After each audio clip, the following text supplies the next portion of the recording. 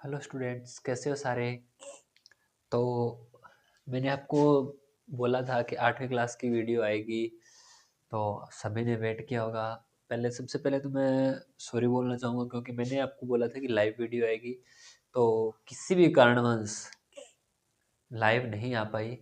तो अपने क्या करते हैं, लाइव नहीं सही तो रिकॉर्डेड ही सही। तो आज अपने बनाते हैं 8वीं क्लास के इम्पोर्टेंट क्वेश्चन की रिकॉर्डेड वीडियो है, जो आपके अपने यूट्यूब चैनल पे है। अभी 8वीं के एग्ज़ाम है, तो मोस्ट इम्पोर्टेंट क्वेश्चन है जो मैं आपको करवा रहा हूँ। तो मेरे पास 2 मॉडल है, जिसमें से जितना इस वीडियो में हो पाएगा उतना इस वीडियो में करेंगे, उसके बाद नेक्स्ट वीडियो में करते रहेंगे और करके अपने क्या करेंगे, दोनों मॉडल कंप्लीट करेंगे। ठीक है, तो पहले देखते हैं क्वेश्चन क्या है। इम्पोर्टेंट क्वेश्चंस कौन सी क्लास के?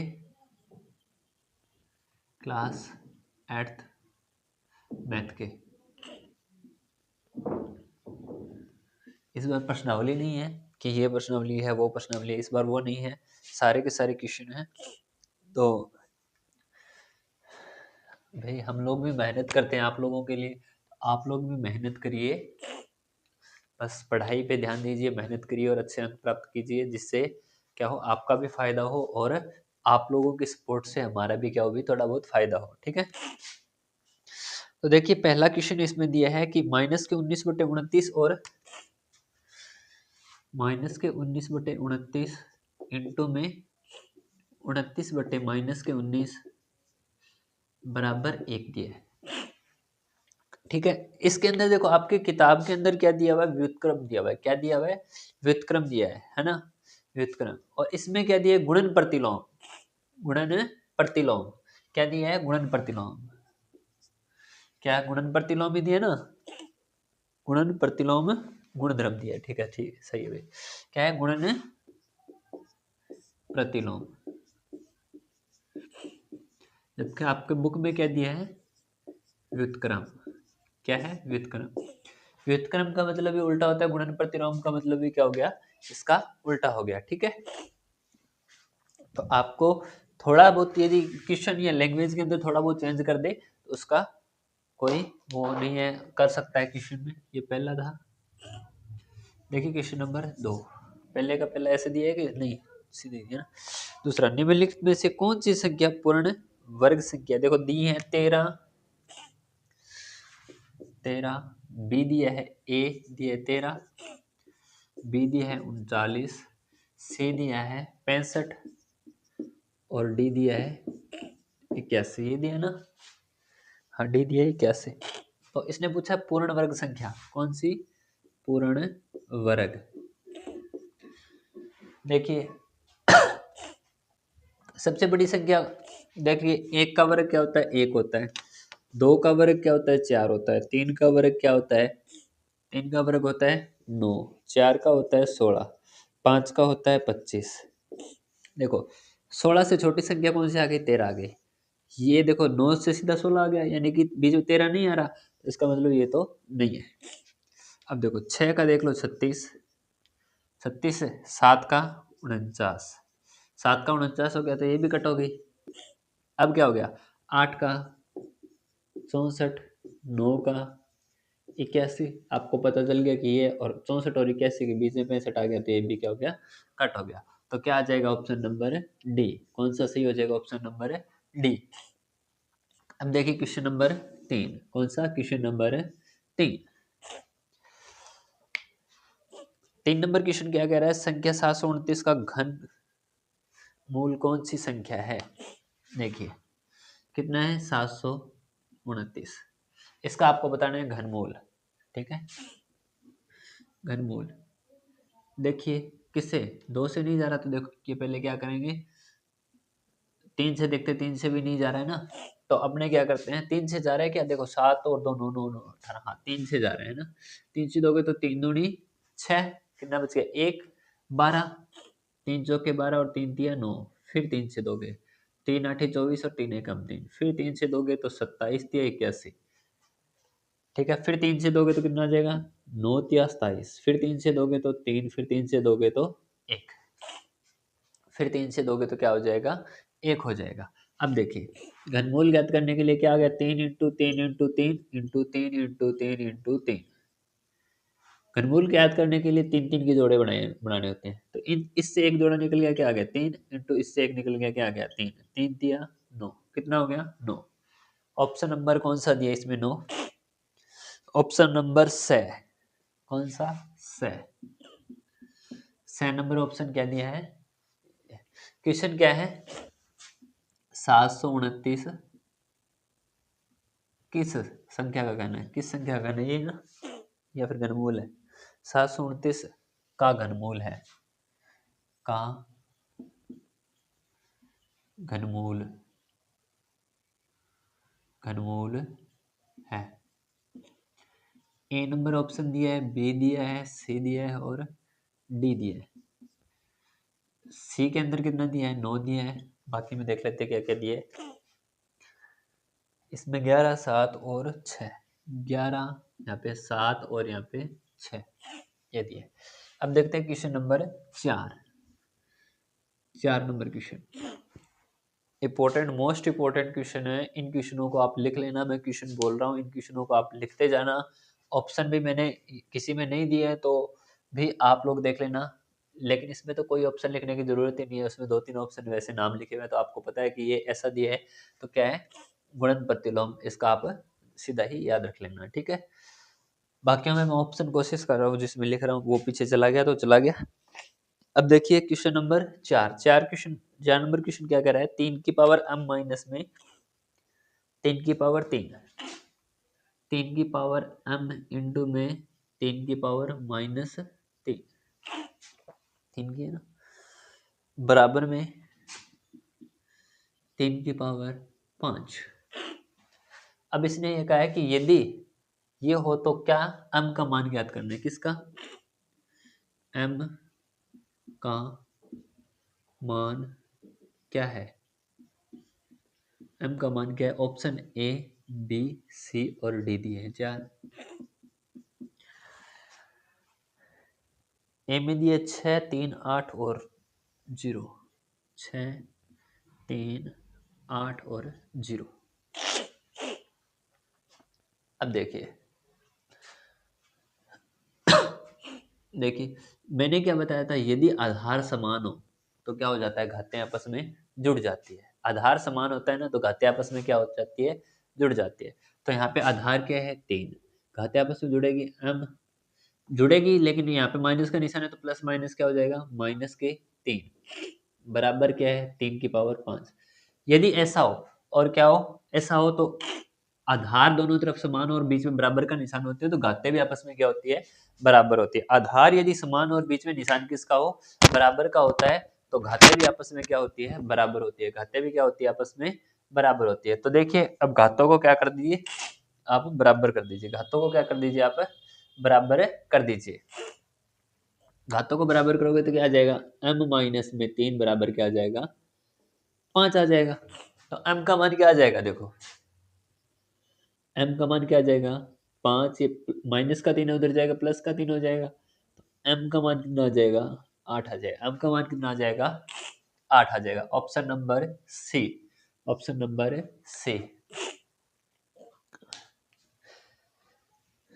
अभी अपने क्वेश्चन करेंगे क्वेश्चन नंबर 5।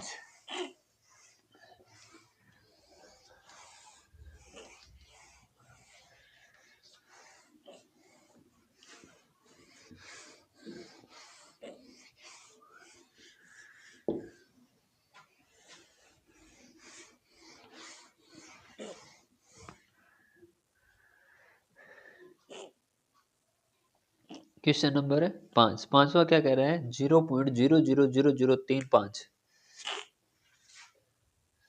पांचवा 0.000035, आगे क्या लिखा है, का मानक रूप होगा, का मानक रूप, का मानक रूप बताना है, ए बी सी और डी। पहला दिया ए, 3.5 इंटू में 10 की पावर माइनस के 5। दूसरा दिया है 35 इंटू में 10 की पावर -5। तीसरा क्या दिया है, 3.5 इंटू 10 की पावर 5। 3.5 इंटू में 10 की पावर 5। और क्या दिया है, 3.5 इंटू, आगे वाला है 3.5 इंटू 10 की पावर 6 -6। 3.5 इंटू में 10 की पावर -6। अब देखिए, जैसे ही ऐसा मान दिया हो, ठीक है, तो इसका मतलब क्या हो गया, 0 0 0 0, यहाँ पे पॉइंट लगा, यहाँ पे 0, यहाँ पे 35 है, 3.5 है। यदि आप यहाँ से पॉइंट हटाना चाहते हो तो क्या लगाओगे, 1 लगाओगे, इसका 0 लगाओ, 1 2 3 4 5, कितने, 1 2 3 4 5 6 ना, 6 जीरो लगा दो, कितने जीरो लगा दो, 6 जीरो लगा दिए, ठीक है। अब इसका मतलब क्या हो गया, ये यहाँ से गायब हो गया। अब आपको क्या करना है, एक संख्या छोड़ के पॉइंट दिया है ना इसने, यदि आपको ऐसा हो तो क्या लगाओगे आप, इसका मान लिखोगे तो क्या आ जाएगा, 35 इंटू में 10 की पावर, ये माइन, यहाँ पे क्या हो गया, 35 बट्टा में 10 की पावर क्या हो गया, 6 हो गया। यदि इसको सीधा लिखोगे तो यहाँ पे क्या हो जाएगा, 10 की पावर -6, क्या हो जाएगा, 10 की पावर -6। ऐसा कहीं नहीं दिया हुआ, ऐसा ऑप्शन में कहीं नहीं दिया। पहला तो आपकी प्रायोरिटी है कि आप ये चेक करो कि ये कहीं दिया है क्या, ऐसा कहीं नहीं दिया। ये दिया जरूर है लेकिन यहाँ पे पॉइंट लगाया, क्या लगाया, पॉइंट लगाया, लेकिन इसके अंदर क्या है, 35 है, ऐसा नहीं दिया। तो यदि आप यहाँ पे पॉइंट लगाते हो तो नीचे से एक जीरो क्या हो जाएगी, कम हो जाएगी, क्या हो जाएगी, कम हो जाएगी। क्यों हो जाएगी, क्योंकि एक संख्या के बराबर पॉइंट लग गया। अभी आप वापस पॉइंट हटाओगे तो नीचे एक जीरो और लगानी पड़ेगी ना, तो यहाँ से क्या हो जाएगी, एक संख्या कम हो जाएगी। अब कम हो गई तो इसका मतलब यहाँ पे क्या बचा, यहाँ पे पॉइंट लग गया, यहाँ पे बच गया 5। इसका मतलब यदि आप यहाँ पॉइंट लगा रहे हो तो यहाँ क्या आ जाएगा, 5। ऐसा कोई ऑप्शन दिखाई दे रहा है क्या, देखिए, ए नंबर ऑप्शन, कौन सा, ऑप्शन नंबर ए। ये क्या कह रहा है कि इसका मानक रूप क्या हो रहा है, 3.5 इंटू में 10 की पावर -5। यहाँ पे भी 3.5 इंटू 10 की पावर 5 दिया हुआ है, लेकिन ये प्लस का 5 दिया है। यहाँ पे पावर क्या दी है, प्लस की दी है, किसकी दी है, प्लस की दी है। तो प्लस की पावर है, जब नीचे होता है तो कभी भी पावर प्लस की नहीं होती, पावर प्लस की नहीं होती, ठीक है। अभी क्वेश्चन नंबर देखिए 6, क्वेश्चन नंबर 6।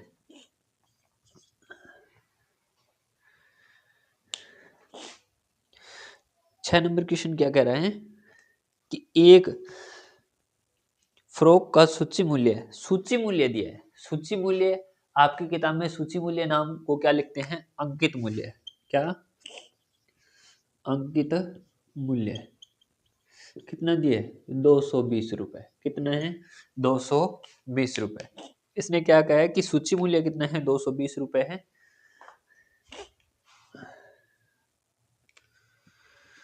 क्वेश्चन यदि आपको लिखना है तो मैं एक बार बोल रहा हूँ, क्वेश्चन आप सुन करके लिख सकते हो। इसने कहा है एक फ्रॉक का सूची मूल्य 220 रुपए है, सेल में 20% बट्टे की घोषणा की जाती है। बट्टा क्या होता है, छूट होती है। सेल में 20% बट्टे की घोषणा की जाती है, तो इस फ्रॉक पर दिए गए बट्टे की राशि क्या होगी, इस फ्रॉक पर दिए गए बट्टे की राशि क्या होगी, इसने पूछा है, ठीक है। इसके बाद में अपने को ज्ञात करना है कि इस फ्रॉक के बट्टे की राशि क्या होगी।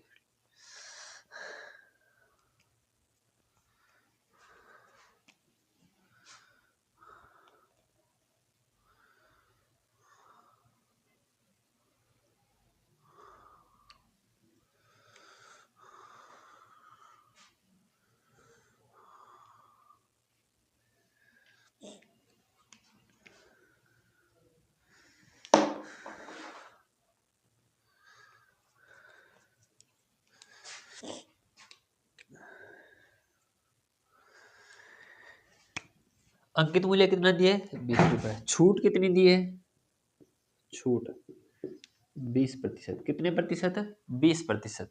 तो अपने को क्या निकालना है, 220 का 20% निकालना है, ठीक है। 220 का 20% निकालना है। तो 220 का 20% कैसे निकालोगे, 220 गुणा में 20 बट्टा में 100। देखो एक जीरो से एक जीरो कट गया, एक जीरो से एक जीरो कट गया, 22 को 2 से गुणा करोगे तो कितना आ जाएगा, 44। कितना आ जाएगा, 44। तो छूट कितने रुपए की दी है? 44 रुपए की। कितने रुपए की छूट दी है? 44 रुपए की। ऑप्शन दिए हैं ए, बी, सी और डी। ऑप्शन के अंदर क्या क्या दिया है वो भी मैं आपको बता देता हूँ। ए में दिए 56, 44, 22 और 46। 56, 44, 22 और 46। तो कौन सा ऑप्शन नंबर है? ऑप्शन नंबर है बी सही हो जाएगा। कौन सा सही हो जाएगा? ऑप्शन नंबर है बी सही हो जाएगा। देखिए क्वेश्चन नंबर 7। सातवां क्वेश्चन क्या है? सातवें क्वेश्चन के अंदर जैसे आपको बता देता हूँ कि इसमें बताना है कि कौन सा विकल्प सत्य है। ठीक है, क्या बताना है कि कौन सा विकल्प सत्य है।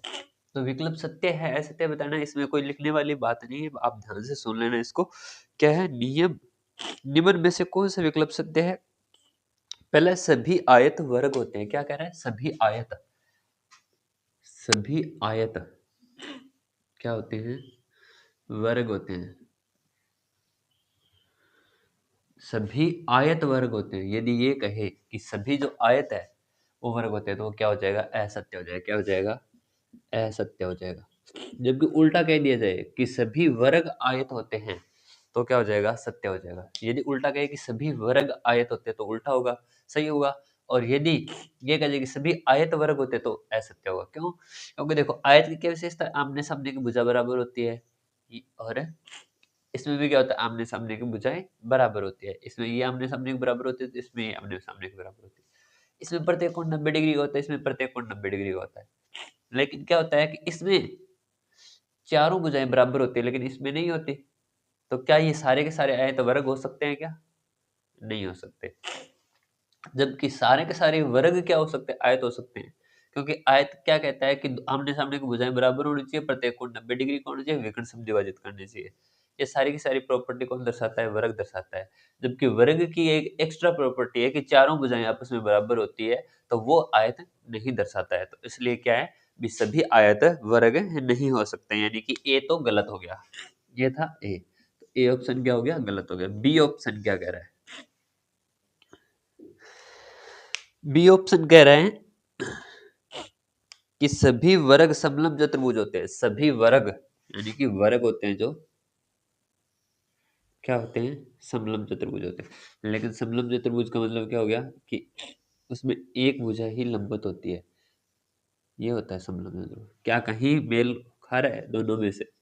ये नहीं हो सकता, ये वो नहीं हो सकता, है ना? तो क्या हो जाएगा?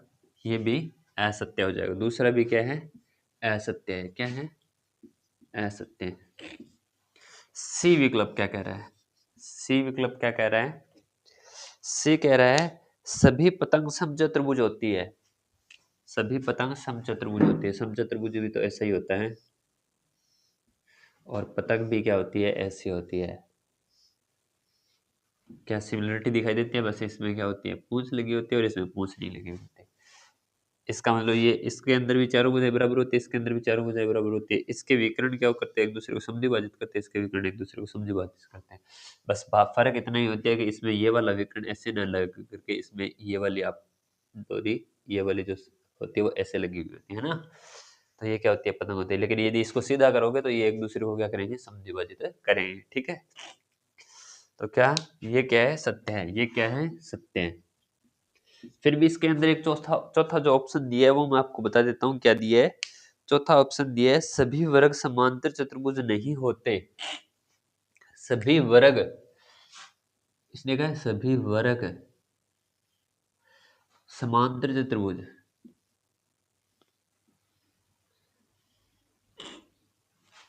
नहीं होते। सभी वर्ग समांतर चतुर्भुज नहीं होते। यदि ये उल्टा कहता कि सभी समांतर चतुर्भुज वर्ग नहीं होते तब तो ये क्या होता? सत्य होता। लेकिन अब क्या है? ये असत्य है। क्योंकि प्रत्येक वर्ग क्या होता है? समांतर चतुर्भुज होता है। समांतर रेखाएं ऐसे होती है जो कभी नहीं काटती। तो ये क्या है? एक वर्ग ही तो बन रहा है। और समांतर रेखाओं से बना चतुर्भुज क्या कहलाता है? समांतर चतुर्भुज ही तो कहलाता है। ठीक है, तो ये क्या है? इसने उल्टा कह दिया कि सभी वर्ग समांतर चतुर्भुज नहीं होते, जबकि सभी वर्ग समांतर चतुर्भुज होते हैं। क्या? सभी वर्ग समांतर चतुर्भुज होते हैं। अभी देखते हैं इसका नेक्स्ट क्वेश्चन। क्या नेक्स्ट क्वेश्चन क्या है देखते हैं।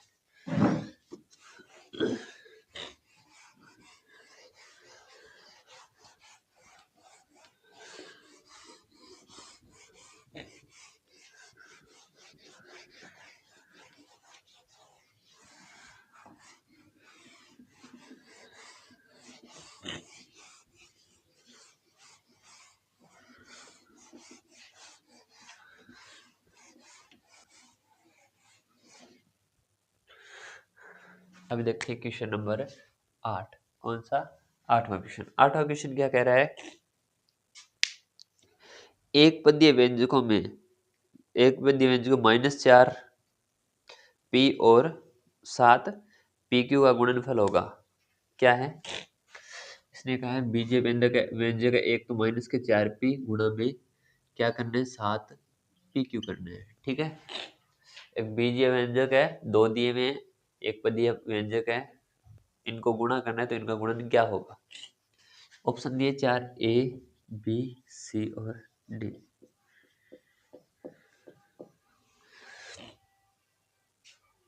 यह दिया 28 पी स्क्वायर क्यू माइनस के 28 पी क्यू स्क्वायर। पहला क्या दिया है? 28 पी स्क्वायर क्यू। दूसरा दिया माइनस के 28 पी क्यू स्क्वायर। तीसरा दिया माइनस के 28 पी स्क्वायर क्यू। और चौथा क्या दिया है? 28 पी स्क्वायर क्यू दिया है। क्या? 28 P Q square, 28 P Q square. अब देखिए आंसर, प्लस माइनस क्या हो जाएगा? माइनस हो जाएगा। 4 को 7 से गुणा करोगे, 4 7 28 हो जाएगा। पी को पी से गुणा करोगे, पी स्क्वायर हो जाएगा। और क्यू बच गया तो क्यू आ जाएगा। ऐसा कौन सा पद है? देखो, ऐसा सी ऑप्शन। कौन सा है? C number option. कौन सा ऑप्शन है? C number option. तो यहां तक अभी देखिए इसका क्वेश्चन नंबर जो थे, जो ऑप्शनल क्वेश्चन थे एबेसडे वाले थे, वो 8 क्वेश्चन थे जो कंप्लीट हो गए। अभी देखिए क्वेश्चन नंबर 9। आगे क्या है? ऑप्शन है नहीं दिए हुए। तो 9 नंबर क्वेश्चन क्या कह रहा है कि एक फुटबॉल टीम ने कुल जितने मैच जीते उनमें से 10% खेले, उनमें से 10% जीत हासिल की। यदि उनकी जीत का प्रतिशत 40 था तो उस टीम ने कुल कितने मैच खेले? देखो क्या कर लिया, माना कुल मैच पूछा ना, कुल मैच, तो माना कुल मैच कितने थे? एक्स थे। ठीक है, जीते गए मैच कितने थे? जीते गए मैच कितने थे? 10 थे। जीत का प्रतिशत कितना था? 40% है। ठीक है, यानी कि इसका कहने का मतलब है यदि टोटल मैच का 40% निकाले तो वो किसके बराबर आए? 10 के बराबर आए। प्रश्न अनुसार क्या कह रहे हैं?